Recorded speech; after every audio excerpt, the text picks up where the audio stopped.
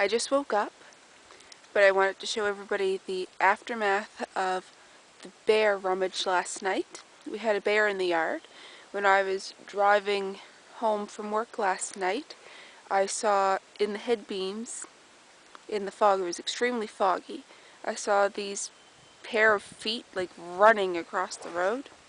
And I didn't know what it was until I got closer, and I said, oh, that was the bear running. And that was just a minute, half minute down the road. So it was just moments after the bear had done this that I had seen her. It was a big bear. But anyway, we put all of our garbage out of the car, all the empty containers and whatnot, in a bin. And the bear took everything out of the bin. So she took everything out of there and strewn it across. And then she took it here. Now the cutlery in that was there, but this was not. She's looking for food. There's nothing in there. The packets are all empty, but she drug it all the way over here. Now this is the first thing I seen when I pulled in the yard, and that was the second. That's my flesh box, and that's you've seen in the videos where I keep the heads, feet, small corpses. So here it is. It's flipped right up. Now the bottom is out of it because it's so old, and there's the bottom.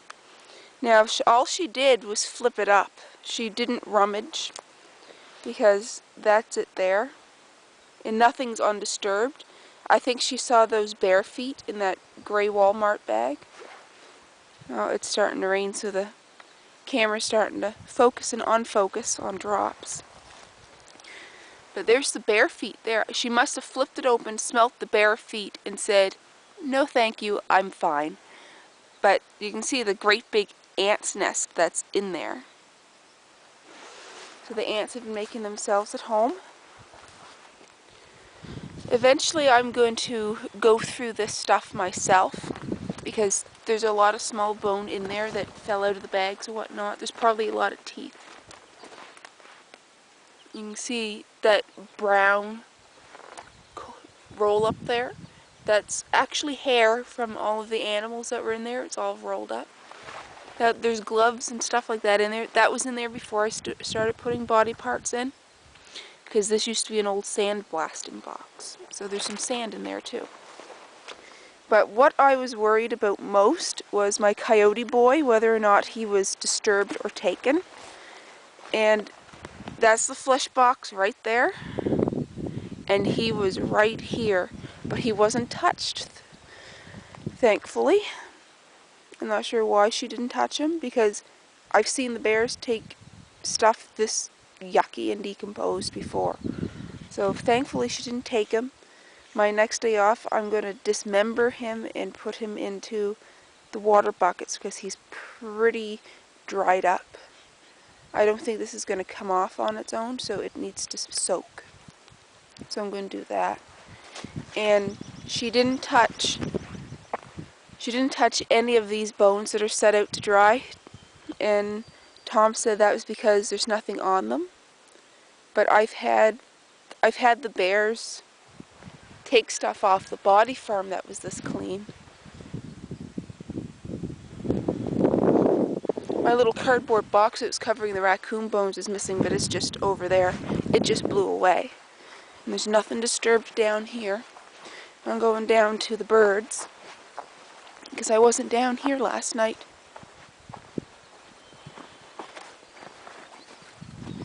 No, nothing looks disturbed here.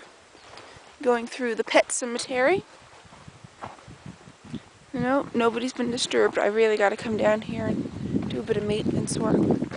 The one I'm concerned about most is little Arrow, because he's only been here a month. But no, Arrow's good. And it looks like the daffodils are going to be coming up behind these boys soon. There's Arrow and Lucifer and Scrapper. I gotta do some more mounding on their graves. But the daffodils are definitely out over here. Here's Dune. The little dog you often see running around in our videos. They're on Great 769's channel. The little fella. There he is there. And there's my boy Strider. He passed away at 6 months old. You can probably hear the rain now. But yeah. The daffodils are coming out pretty good.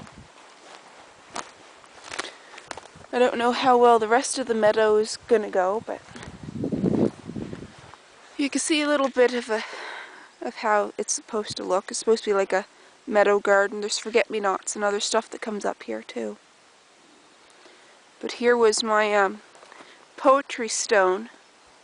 It's pretty worn out, so I'm going to make one in concrete, and I have the letter stamps so that I can stamp the letters right into the concrete like a proper tombstone. So that's what I'm going to do this summer when I have a little bit of time off of work. So we got the daffodils around the stump. I'm going to put like a feeder or some sort of bird bath or something on that stump. For when I bring food down for the animals, I can just put it in that dish instead of on the altar. There's a lot of wood here from trees that had fallen down, including that one there that got broken. There's some daffodils coming up there. The sweat lodge is taking a beating. There's a stone circle and the altar. So when I get some time from work this summer, I'm going to be coming down and cleaning this up because it's been a while since I've been able to do anything because the winter time, and then plus working last summer, I had no time for it. But I want to get the cemetery up and running again. Not that it's open in business, but so that it's a park, because that's what it's supposed to be. And we have the rodent cemetery up here. My sister's 3 degoos.